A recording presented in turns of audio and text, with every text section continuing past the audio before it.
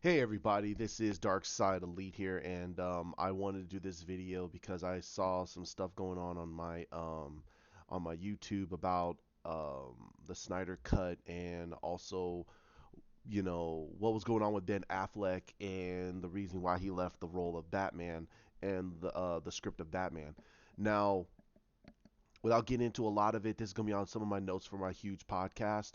That will probably I will start that on Friday, and hopefully I should have that up by Saturday.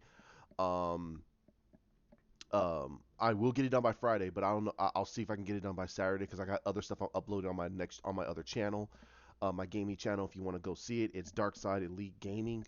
Um, I do Dragon Ball Z stuff. I'll be doing some Destiny maybe, but some games and everything soon. But this isn't about that. This is more about what the heck has been going on and all this news that's coming out. I said in my previous video, and I still stick with this. I love Zach. I love Deborah. I love the movies that they were creating. I also understand this is a business, but the whole blame of Justice League is on all of them. I even blame Henry, I blame Ben, I blame Gal, I blame the cast. Jason Momoa and Ezra Miller. Jason Momoa has been at this business a lot longer than all of them, except Ben. Ben has been at this for a lot longer too, but Ezra hasn't been in this business that long. Neither is Ray Fisher. But Jason Momoa and Ben Affleck have the most experience when it comes to Hollywood stuff. Even though Jason's been on a lot of TV shows and such, he still has been in the limelight of Hollywood. Now, but let's get into that. Here's the reason why I blame them. If listen, the whole Justice League crux was on them. So if they voiced up and stood up and said, "No, this movie is done. Let's bring out this movie and let's move forward with it," and stood up to Toby Emmerich, stood up to Kevin Tsujihara, I think that this movie would have been we would not have had to worry about the Snyder cut because the movie was done. All they had to do was just do the reshoots, put in the score, and move forward. But they just stood back and just kept going with day by day stuff. Henry Cavill was already gone. He went to go do Mission Impossible Fallout. But in my honest opinion, he should have stood up for it too. Um, we wouldn't be in this mess. We wouldn't have been in this mess. They should have stood up to everybody. They should have said no. I still blame. I still put not all of the blame, but I still put a good focus blame on Jeff Johns. Now I watched a couple of people's videos out there, and a lot of them voice out the fact that that sorry about that. That they don't want to they want to put the focus on WB. No, WB is a business, and I understand that too. They want to make money. They went off of the metrics of what happened in BVS.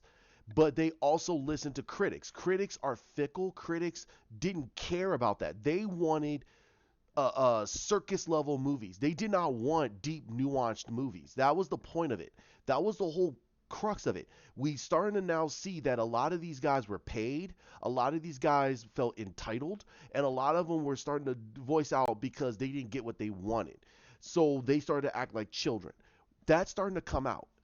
Rotten Tomatoes is what screwed up a lot of these things. So we're starting to see a lot of metrics and the bloggers and everybody that's coming out just voicing their opinion and trying to basically change the mind of everybody else and ruining certain genres.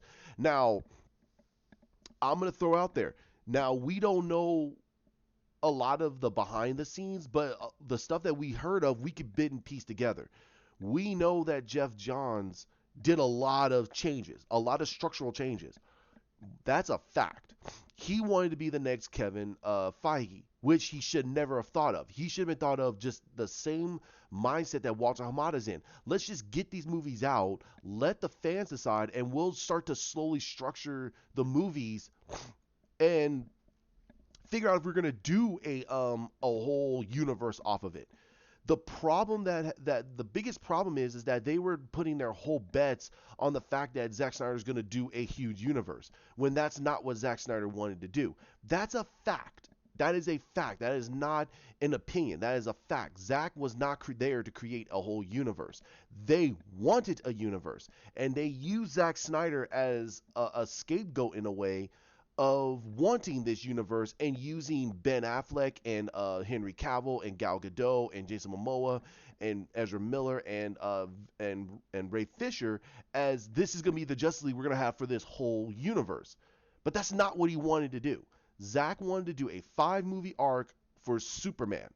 He wanted to do the rise, the death, and the rebirth of Superman. That was this whole crux of his arc. Now, if you guys have more information, great, present it to me and I will change my opinion about it. But from everything that I have in front of me, everything that I know of, Zach only wanted to do a 5 movie deal. He brought in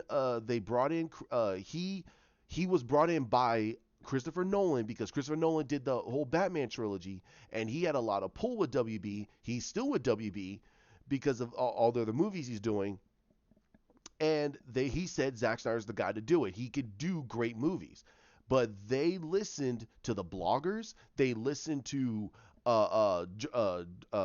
journalists, and I call them journalists. These people write trash. They don't care about nuanced movies. They just want superheroes in silly costumes because they believe it's made for kids. DC Comics is not truly made for kids. It's not made for kids. It's made for young adults to adults. You have characters in there like Plastic Man, in some ways the Flash, old Charleston comics. Those were made for kids because they were designed from old comic strips. So is Shazam. Shazam is not made for adults. It's actually made for young kids and teenagers and young adults. It's not truly made for adults because our minds don't think that way anymore. But kids have a much broader imagination. They do stupider things than we do, and that's because we're very cynical as adults. We're pretty cynical. So that's why I had no problem with Shazam. If somebody had a problem with Shazam and say that that's not the movie they want, that's great. But you can't say that that's not from the comics. It is from the comics. That's how silly Shazam is, and it's fine. You got to go read the comic. You do. You got to go read the comic. All right. Hawk had some problems with Shazam, but even he stated that no, that's exactly how it was from the comic. All right. If anybody has a problem with it, present to me the reasonings why, and I will agree. Now, Aquaman. Everyone had a problem with Aquaman. Yes, but you also got to realize that at the time, we still had Jeff Johns was there. We still had Kevin Tsuchihara, Toby Emmerich, and Diane Nelson was still there. That movie was constructed about 7 months, no, between 5 to 6 months into the filming of Justice League, because Jason Momoa left I think around November of that year of 2016. He left around November of 2016 because he went to Iceland to start filming. So that means all the pre-production and everything was under the old regime. So Jeff Johns had a lot of say on Aquaman. All right? Because he was the CCO. He was the CCO, the chief creative officer, and the linchpin that the same role as Jim Lee. Jim Lee, at this present point in time, is saying, hey, do whatever you need to do. He just wants these characters out there. He wants to make these movies. Now, if you guys think that they should have a better plan, present them a better plan. But don't argue on Twitter, which is the most toxic area to get information out, and sit there and tell people that WB doesn't have a plan. They do have a plan. They just want to make movies. They just want to get the movies out there. What do you want them to do? Create a universe for you and have it go completely bankrupt? Do you understand that even with Kevin Feige, he didn't do a successful universe until his phase 2? Okay? Yes, Zack Snyder had a quote-unquote phase 1 in projection, but it was a 5-movie deal, a 5-movie projection for Superman. It was a 5-arc story of Superman. He wasn't thinking about Batman. He wasn't thinking about Aquaman. He wasn't thinking about Wonder Woman. He wasn't thinking about these other integral characters into the story that he created. He only added them in because to him it made sense. It made sense to the overarching story that he was going to have him confront Darkseid. Duh. So all I'm trying to say to a lot of you is we already know this. This is stuff we already know. And if someone's presenting more into the pot, have them prove it. We know this stuff. This is nothing new to any of you. If you've been a part of this movement since, I would say, even day one to even, let's say, day one to day 60, if you're within that time, you know exactly what this was about. Now, Ben Affleck, I love the guy. He speaks out of his butt sometimes, but the guy loved Batman. He understood Batman. He understood the torturedness of Bruce Wayne's character. He understood it. Just because he was killing in the movie doesn't mean that he was going to be killing all the time. No one got past that because they thought that, oh, that's it. Like, no, it's called an arc. And Ben Affleck understood that. He helped rewrite a lot of BVS for Batman's character. That's fact. It was in a lot of journals. He helped rewrite a lot of script for Batman. He had Chris Terrio help him to make it more nuanced, to make it more deep, that there was more there, and keeping to Zack Snyder's overarching principles. There was symbolism with Batman. He kept with that. But still, he made him more familiar every single time he did things. He went out there as Bruce Wayne, mingling amongst the rich. He was still, you could see in certain scenes, he was talking more like Batman than he was talking like Bruce Wayne. And if you think that that's weird, no, he's always done that. He's always talked like Batman a lot. But he started to not care. And that was the thing that made everyone really start to turn. It's like, what would you expect? What did you expect? You expected it to be the Joker and Lex Luthor and they're going to team up, and so Batman and Superman had to team up. Why? I said this many, many videos ago. Go look those videos up. Why is it hard for people to just allow the director to do his story and just sit there and go, hey, wait a minute, what is he trying to tell me? Listen, I watched Birds of Prey. And here's the thing. I think it's an enjoyable movie, but it's not the Birds of Prey that I wanted. And that's okay. I gave Kathy Yan my money. I gave Margot Robbie my money. I felt that it was an anti-misogynistic movie. It was a misogynistic movie. The movie was supposed to make the men look dumb and the women are better. And it's wrong. That is the worst type of story to write for Birds of Prey. Roman Sionis was not threatening at all. There was no threatening presence to Black Mask. Cassandra Cain could have been any girl. That girl in the movie who was supposed to be quote unquote Cassandra Cain could have been anybody. They made her laughable. Black Canary made absolutely no sense. Sorry, guys.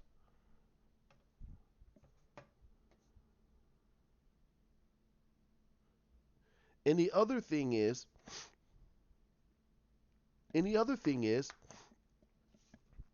everyone keeps forgetting about Aquaman and Shazam. Aquaman was paying as much tribute to Zack Snyder's work than any other movie, next to Shazam, because Chris Sandberg loved BVS and he loved Batman v Superman. But you think about it, why would these movies have a connection to those movies? This was done in Philly. So why would he even talk about it? Why wasn't he made the movie in there, but why would you want to have that stuff in there? It's supposed to be a separate movie. It's supposed to be about Shazam. If you start putting Batman and Superman in there, it takes away from the story it takes the story away from Billy. The way that movie was constructed, it was trying to introduce to you the realm of magic, the Rock of Eternity, and all the stuff that goes along with it. It's supposed to give you hype for Black Adam. But I think that a lot of people wanted to be more connected to Snyder's work than having it be its own separate entity that has some relevance to Zack Snyder's work, and then they can slowly start building that into the work. That's how you, in my honest opinion, that's how you do the universe. That's how you do an appropriate universe. You have Chris Sandberg who understands that this stuff was going on, but there's a bigger presenting problem going on, and then you slowly link it into what the bigger grander universe. But you don't just say like, okay, well, Superman's doing this and this and this. You're taking away the story. You're making too much exposition instead of concentrating on the battle between Doctor Savannah, the seven deadly sins, the fact that Billy has his own internal problems. There's a lot of stuff going on in that movie, but you want it to be all interconnected to the Snyder universe. Why? It is part of the Snyder universe. He's talking about what happened at the Black Zero event. He's talking about what happened in freaking BVS. They made those references. And it was more than enough. Aquaman did more than enough. There was so much stuff going on in Aquaman. You have the political intrigue. You have the royal battle for the throne of Atlantis. You have the battle with Black Manta. You have Arthur figuring out, should he be king or should he just go back to his lighthouse with his dad. You also have the fact of him having to deal with the fact that his brother blames him for the death of their mother. There's so many things going on in Aquaman that you're more concentrating on. Okay, why isn't Superman there? Or why isn't the Justice League helping? Now, I added in my review that I wish that, if it was that cataclysmic, where is the Justice League? Where is Superman? Where is Wonder Woman? You could have had a red blur coming in, lifting the ship and flying away. Goes, oh my God, we just saw Superman just fly off with the thing. And you see Arthur just sitting there going, show off. And you have him on a phone call. You out of nowhere, you have him walking past a phone, and it rings, and he's like, he picks up the phone, and it's Batman, telling him, "Hey, what the hell's going on?" He goes, "Okay, I'll deal with it." Click, and that's it. That's all you need to have. That's all it is. Just those small little tidbits to say, "Hey, the Justice League is around." But they didn't want to do that. They wanted to get away from the Justice League at this time, which is fine. But it would have made a lot more sense in that movie. And it still wouldn't have took away because you're just adding in certain little scenes, those little tidbits. That's all I'm saying. Where's Batman and Superman? Saying, hey, what the hell's going on here? Superman flying in, taking care of something and flying away. You don't see him ever again in the movie. Would have been perfectly fine. But all I'm trying to say is that there's certain ways you could do it, but if your story is saying, hey, this has, there's no way for us to put that in there, I'd have been like, okay, I think this scene you could have, but it is what it is. And I hate saying that line. I really do. I hate saying it. Things work the way they have to. So, but the whole Ben Affleck situation, I'm going to try not to spend too much time on this, but the Ben Affleck situation is simple. The man was drinking on the roll. You could see it. He was drunk all over on the roll. The reshoot showed it. If you look at how he looked in in Snyder's cut, and if you look at how he does in the Whedon cut, his face looks completely pudgy. Because he was drinking and he looked flushed. So he was drinking on the roll. Now, he had a lot of outside problems going on. He had the whole situation with that he was screwing around with their nanny. He had the whole situation going on with Jennifer Gardner. But the guy is feeling better now and he's making other movies. Okay, great. That's great. I would love for him to come back, but if he ever did come back, it would present more of a problem. Then yes, stay the heck away from this role. Stay away from it. I'd rather for Ben Affleck to be fine. I'd rather for Ben Affleck to be 100% healthy than him going back onto the role and having to struggle with his alcoholism. No, thank you. I am not going to have him ruin his career, ruin his life for my entertainment. No way. And if you feel that way, then you need to go away. This man does not deserve that at all. Go fly a kite in a lightning storm, please. So, we know this. We know that he was drinking on the roll. Now, there was now the whole situation with Jeff Johns. I do believe he was headbutting with Ben Affleck a little bit. Now, Jay Oliva stated in one of his tweets that from his perspective, they were perfectly okay. But we don't know behind closed doors. He's the storyboarder. He's not going to know what's going to happen at the writing table, in the writer's room table. He doesn't know. But like he says, that's above his pay grade because he's not a writer. He's a storyboard artist and an animated director.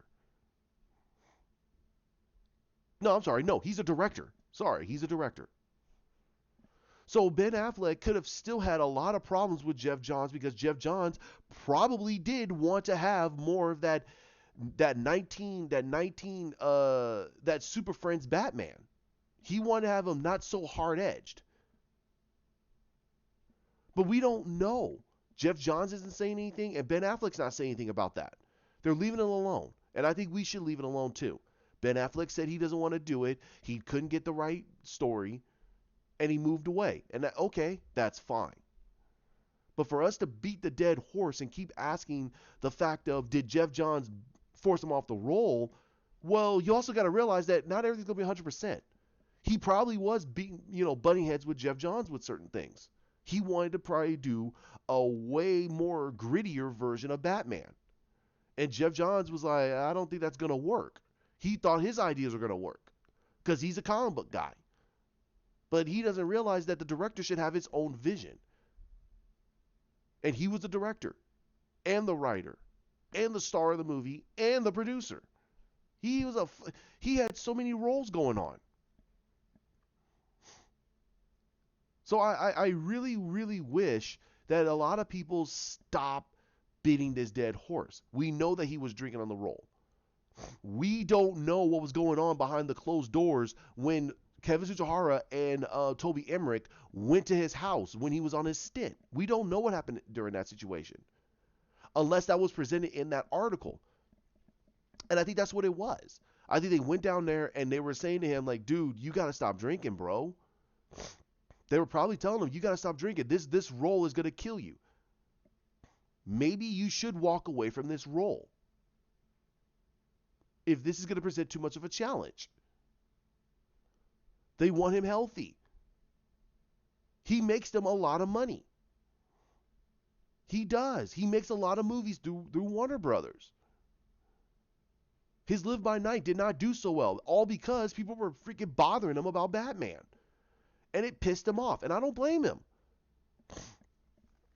I don't blame him. He wants to talk about the movie that he put his heart and soul into. Who knows what type of consolidations he had to make to get that movie out there through WB. It makes no sense. So all I'm asking everybody is just chill. Just chill. I will have another video out. I will do it on tomorrow. I got a big day today. There's a lot of stuff to do at my day job. And I might be able to get it done on Friday. I got to get some rest. I got to go to the gym. I've been going to the gym for the past few days, and I'm feeling a whole lot better. But now I have to basically go to the gym tomorrow. I have to get some rest, and also I want to do this video, and I also want to do this podcast. I want to talk to Hawk, see if he wants to jump on, and we could do our mixed podcast together and get that out for you guys and talk about a lot of the stuff that's been going on. It's going to be one of our longest ones because there's a lot to talk about. And but this whole Batman thing, we got to see what Matt Reeves does. I mean, I personally am okay with the bat suit. I'm still kind of skeptical about the bat suit. It looks kind of weird, but we got to see how it is. And also, we got to see what the storyline is. There's also some news about that the writer is talking about that a Catwoman might be pregnant. I'm like, okay. I'm not jumping up and down over the fact that, oh, wait a minute, that means Batman could have impregnated her. I don't. Who knows how he's writing this? He could write it where she was pregnant and had a miscarriage. And that's what sent her down the path of crime. We don't know. We don't know. She could be a mom and the kid's away somewhere. And she's stealing to send the money to the kid. We don't know. We don't know this version of Selena Kyle.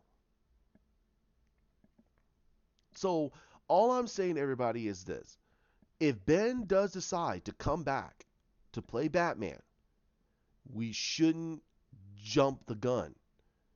One. Two, if Ben Affleck doesn't want to come back as Batman, we shouldn't jump the gun. We shouldn't do anything. He supports the Snyder Cut movement. He does in his own way.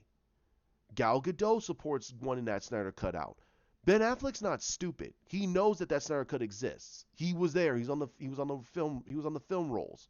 He knows. He knows that I'm not gonna say Jeff Johns, but he knows that Joss Whedon basically screwed over Zack Snyder. He knows.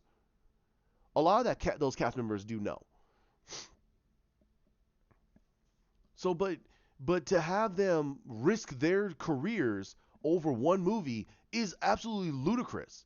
I will say no to that. I'm like, no, they got to play that game, and we as the audience should just keep doing what we're doing, putting on the pressure, keep asking for that cut, making it more well known to the general audience so they get the understanding and the education. And also, the number one thing is stop infighting. No more infighting. No more. I get people talking about that John Eric Garza is a snake, or he's a betrayer. He's not doing his due diligence. Why? He's a grown man. He's a grown man, and he's doing his due diligence to give you the news. If it doesn't comply with your basis, then hey, perhaps don't watch the episode. Don't watch it. Move along. But don't jump on Twitter and start fighting the guy, because he's going to laugh in your face, because it's proving to him why WB and AT&T did what they did. You're not entitled to the movie. You're not. We should be appeased that Zack Snyder is doing this. Zack Snyder can say, no, don't worry about it.